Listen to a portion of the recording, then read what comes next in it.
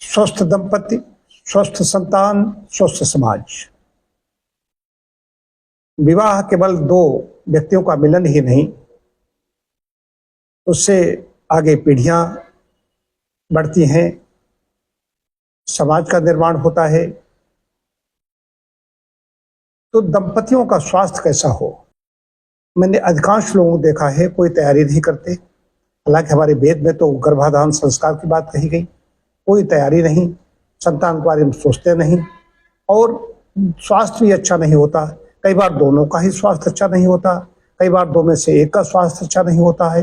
अस्वस्थ शरीर है, अगर स्त्री का, पत्नी का स्वास्थ्य अच्छा नहीं है, उसी अवस्था में गर्भधारण वो कर ले तो बड़ी मुश्किल हो जाती है, व्यापत पैदा होती है। कई बार जच्चा बच्चा दोनों के ऊपर संकट आ जाता है। ये खूब देखते हैं, सब लोग जानते हैं।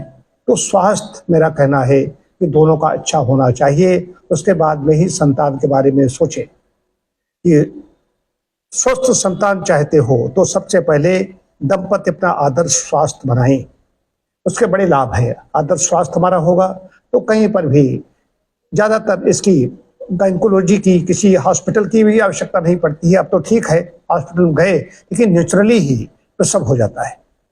ऑपरेशन उन्हीं को होता है जो असमर्थ होती है। इन सब से बचने के लिए पहले दंपति अपना आदर्श स्वास्थ्य बनाएं, उसके बाद में गर्भाधान के बारे में सोचें, गर्भाधान संस्कार के द्वारा सोचें, और कि हम पूरी प्लानिंग करें तो स्वस्थ गर्भस्थ शिशु की देखभाल भी वो कर सकेंगे। उसके बाद उसका शैशव काल कैसा होगा, उसका ठीक तरीके से वो पालन पोषण कर सकेंगे। ये सब योजनाएं बनानी पड़ती हैं। वो क्या रहा है, संतान उत्पत्ति हो गई, संतान हो गई, उसका शिक्षा दीक्षा सब कुछ, उन्होंने कोई प्लानिंग नहीं थी, और फिर वो परेशान होते घूमते रहते हैं। अच्छा, एक चीज और है, कई बार कुछ लोग सोचते भी हैं, उन्होंने सोचा कि 3-4 साल बाद में ही हम संतान के बारे में सोचेंगे। स्वास्थ्य के बारे में सोचते नहीं सोचते अलग विषय है, तो समाज के लोग दबाव बनाने लगते हैं, अभी उनके संतान नहीं हुई, आजकल बिना दवा इलाज के कोई संतान नहीं होती, ऐसे भी दबाव बनने लगते हैं, स्त्री पुरुष दोनों पर ही बनने लगते हैं। तो इसलिए भी वो कहते हैं कि चलो नहीं, लोग क्या कहेंगे, ये तो अभी संतान दंपति है। ये चीज। दूसरी चीज है कि नशा से दूर रहना है, अपनी जीवन शैली को ठीक करना है, तभी स्वास्थ्य अच्छा बनेगा। स्वस्थ दंपति अपना स्वास्थ्य कैसे बनाएं, वो कहाँ जाएं, उनको कौन प्रेरित करता है, प्रेरणा उनको कहाँ से मिलेगी। उन्होंने देखा हो तो रसगुल्ला खा रहे हैं, वो तो समोसा खा रहे हैं, हम भी खाएं। ये समाज में चल रहा है, समाज को व्यक्ति देखता है वैसा ही करने लगता है। लेकिन मेरा ये कहना है कि अध्ययन, जिन्होंने अच्छा अध्ययन किया है उनका स्वास्थ्य अच्छा नहीं है, वो स्वास्थ्य की ओर ध्यान नहीं देते हैं, जीवन शैली की ओर ध्यान नहीं देते हैं, स्वस्थ जीवन शैली अपनाने की ओर ध्यान नहीं देते हैं।